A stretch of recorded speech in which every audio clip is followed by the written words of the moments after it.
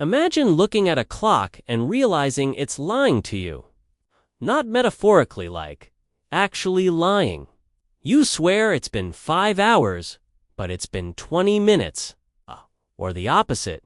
You blink, and suddenly it's Tuesday. Welcome to the human brain on survival mode, where time stops being linear and starts acting like a toddler on espresso. This is one of the first things survivors of extreme trauma, disasters, or near-death experiences report. Time doesn't just slow down, it explodes into nonsense. Your internal clock, which normally hums along to your 24-hour circadian rhythm like a boring metronome, just quits. Poof, gone. It's off on vacation while your brain attempts to figure out if you're dying or just hangry. This phenomenon is called temporal disorientation, which sounds fancy. But it's really your prefrontal cortex tapping out while your amygdala, aka your brain's anxiety goblin, starts screaming into a megaphone. That cocktail scrambles your sense of sequence, makes memories come in weird patches, and turns 5 minutes of danger into what feels like an entire Netflix season. Here's the kicker. Your brain does this on purpose.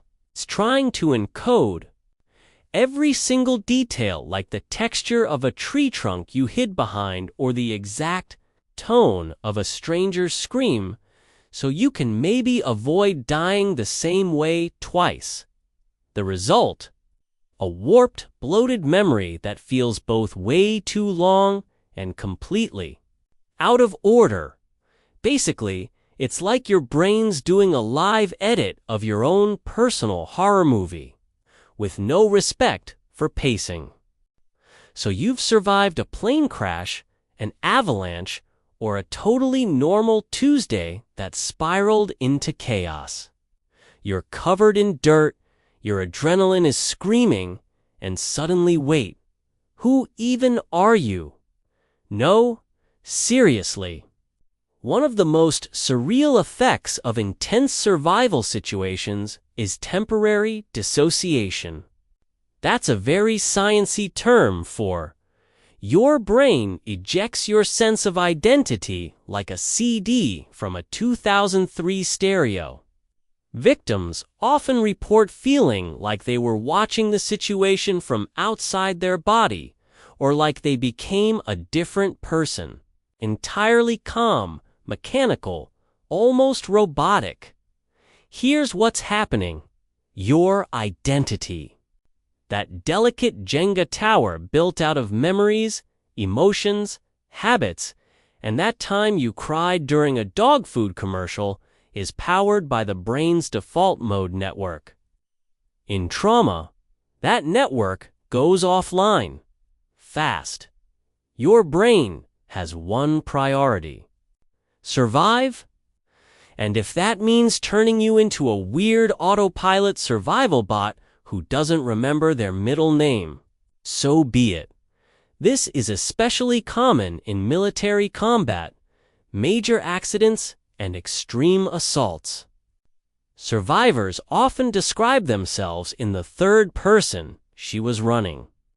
Or he didn't feel anything, because for a few minutes or hours, the concept of I was just not relevant. It's like your personality politely left the room and said, "Call me when we're safe. When it comes back."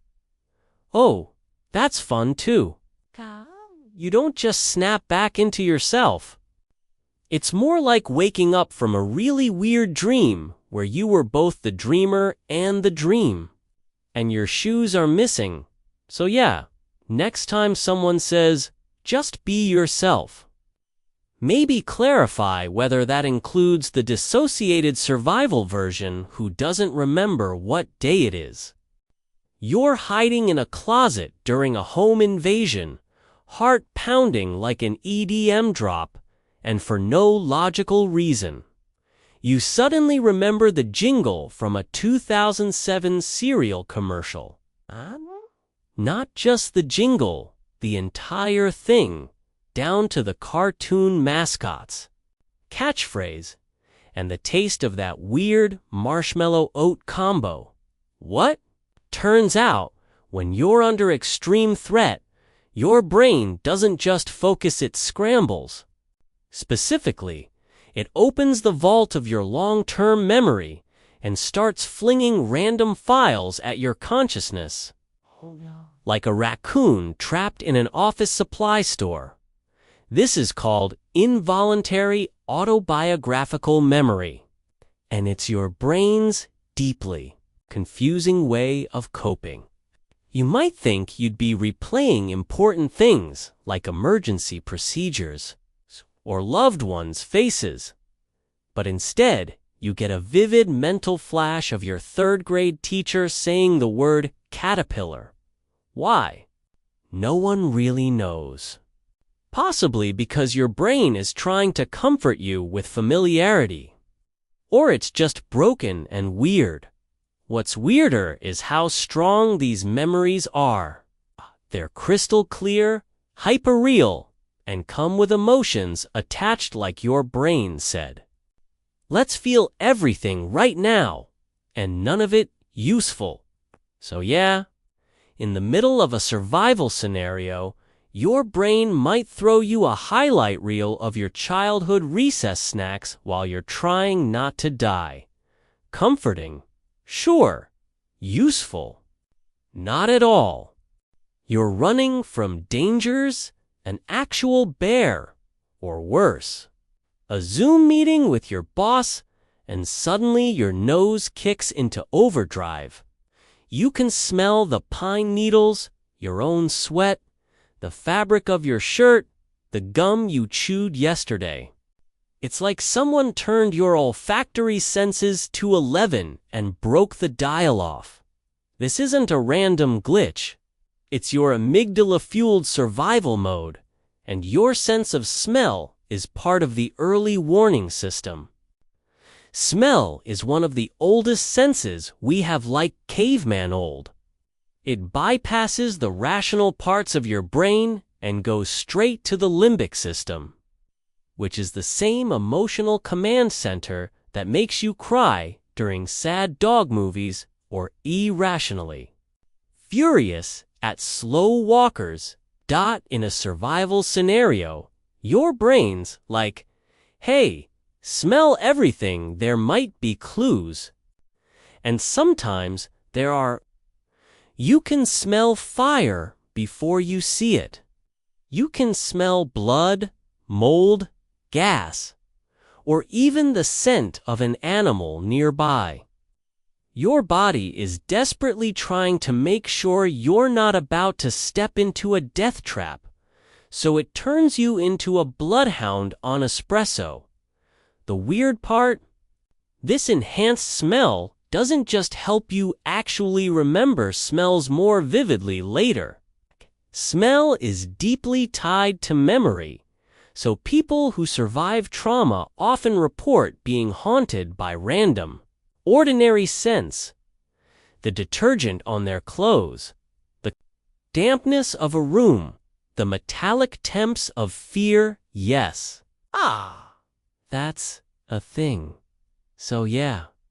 Your nose might save your life, but it'll also make you cry in a CVS 10 years later because someone walked by wearing the same deodorant as the guy who pulled you from a wreck. You finally get to safety. Emergency crews show up.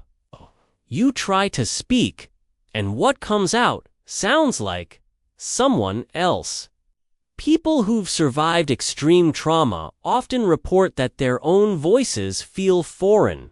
It's too high, too shaky, too calm, or somehow not them. This is the body's version of switching to backup software.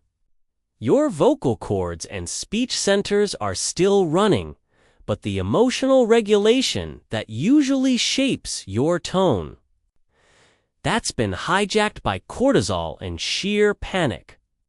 So your voice might come out as weirdly robotic or weirdly childlike, or to calm in a way that scares even you. One woman described calling 911 during a house fire and hearing herself say, "Hello, I'd like to report a fire," in a totally flat tone, like she was ordering takeout. It wasn't shock. It was disassociation plus adrenaline plus the need to communicate clearly, all combining into this surreal version of herself that sounded like a ghost on Ambien. And then, after, you hear that voice in your head for days, not because you like it, but because it didn't sound like you, and now your brain is replaying it on a loop like, who was that? Answer, still you. Just the survival version, like an understudy who stepped in while the real you was backstage hyperventilating. Let's say you're in a plane crash, or a robbery, or your kayak flips in a freezing river full of judgmental trout. You'd expect to panic, right? Heart racing, screaming, flailing, all that jazz. But no, instead, your brain sometimes pulls a surprise card, eerie calm. Survivors often describe this moment as hyperfocus meets emotional dead zone.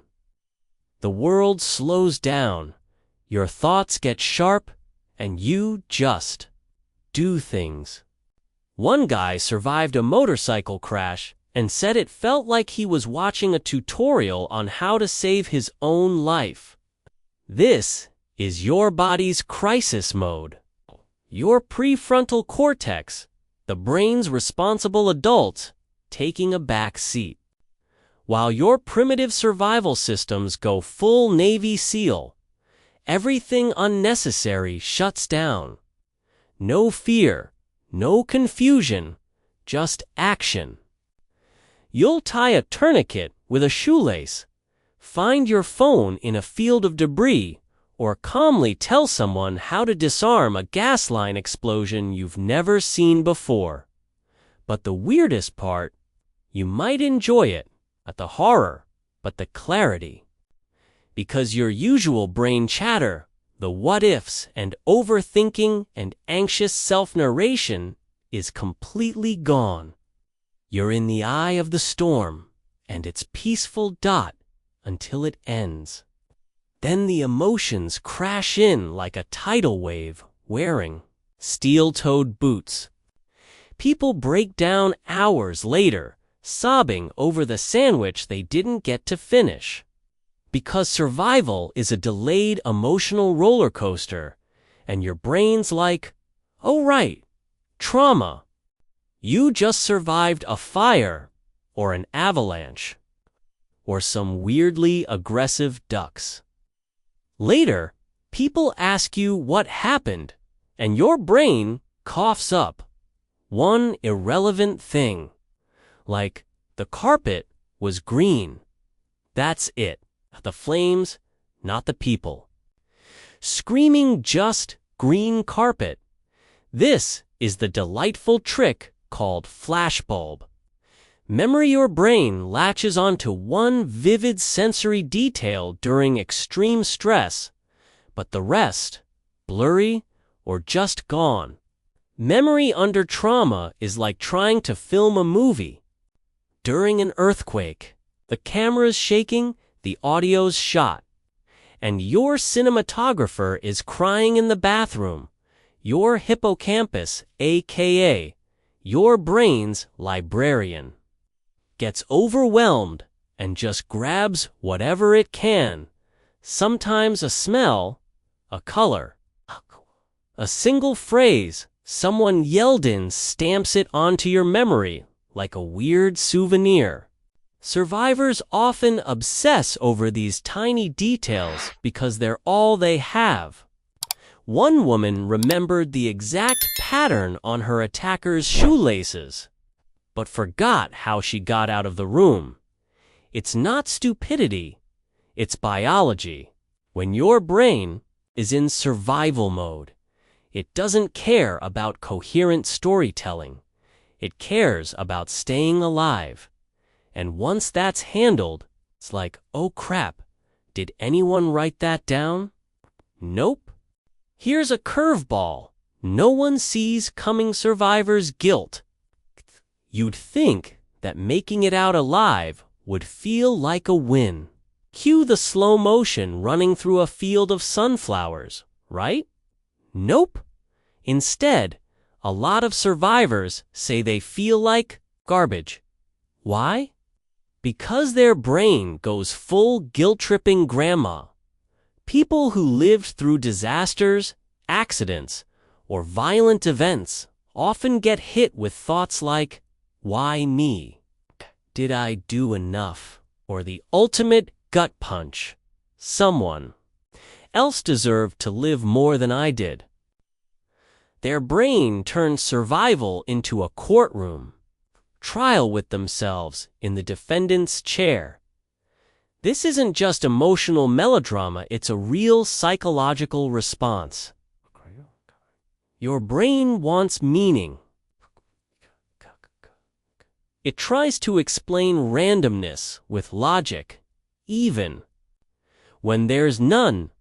So, if 5 people were in a building and only you got out, your brain plays detective, judge, and executioner. Was I lucky? Cowardly. Could I have saved them? And here's the toxic twist. The more helpless you were during the event, the more guilt you might feel. Because you didn't get a chance to help anyone, so your brain assumes that's a failure. But it doesn't. Care that the entire building collapsed in 8 seconds. It's just looking for someone to blame.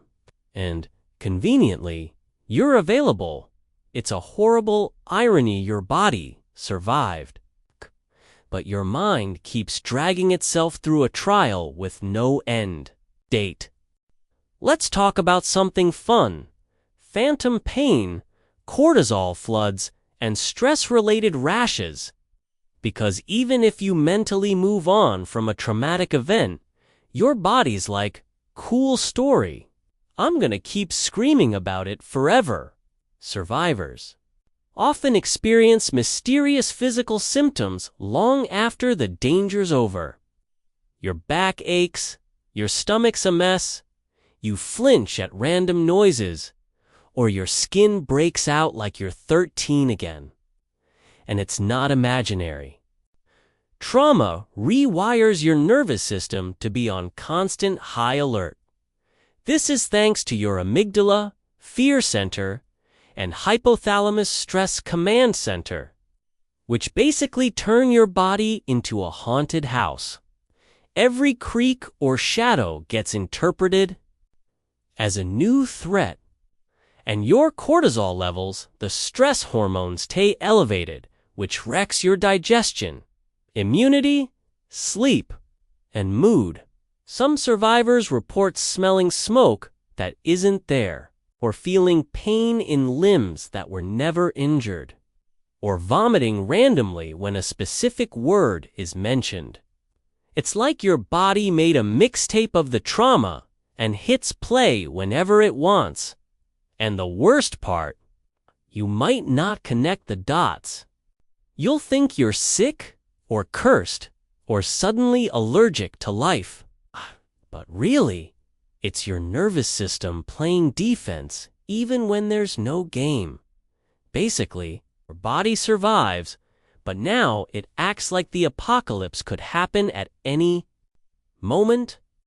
This one sounds fake until it happens.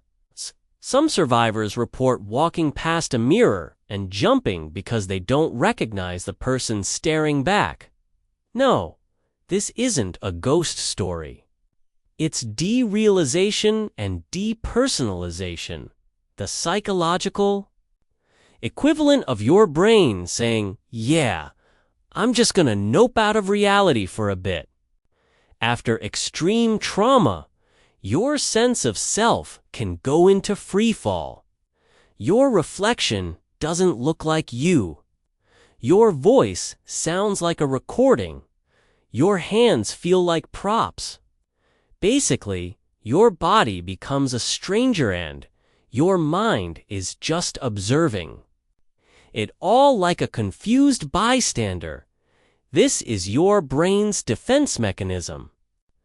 When things get too overwhelming, it separates you from yourself. It's the mental version of pulling the fire alarm and fleeing the building, except the building is your own identity.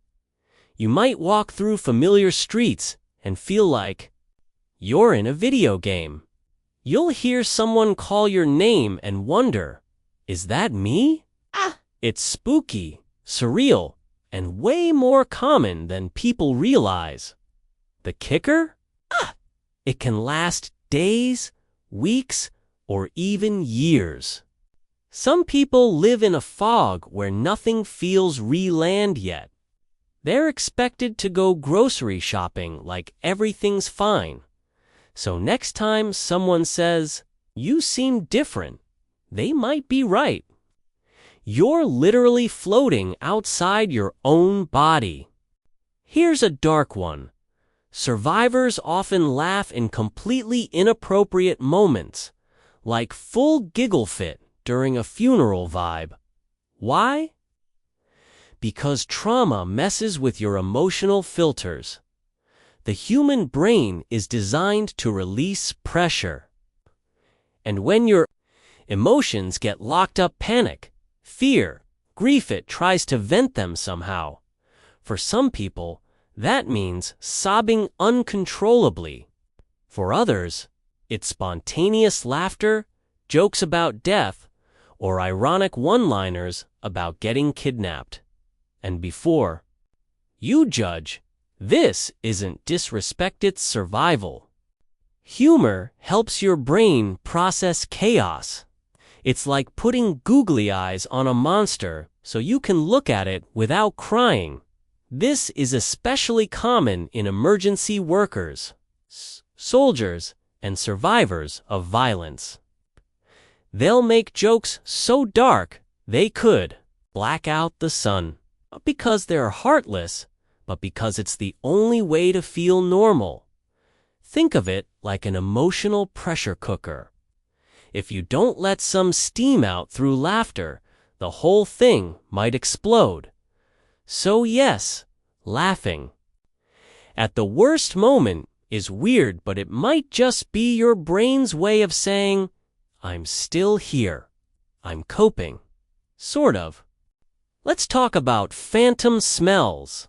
Okay, some survivors report suddenly smelling things that absolutely aren't in the room: burning plastic, okay, rotting meat, cigarette smoke, their childhood home, okay, even perfume from a person they lost. This isn't a supernatural moment. It's your brain doing its best impression of a haunted candle. Hallucinations. And they're surprisingly common in people recovering from trauma, stress disorders, or even just long-term anxiety. Your sense of smell is directly wired to your limbic system, aka the emotional control center of your brain. That's why smells trigger memories faster than photos or music.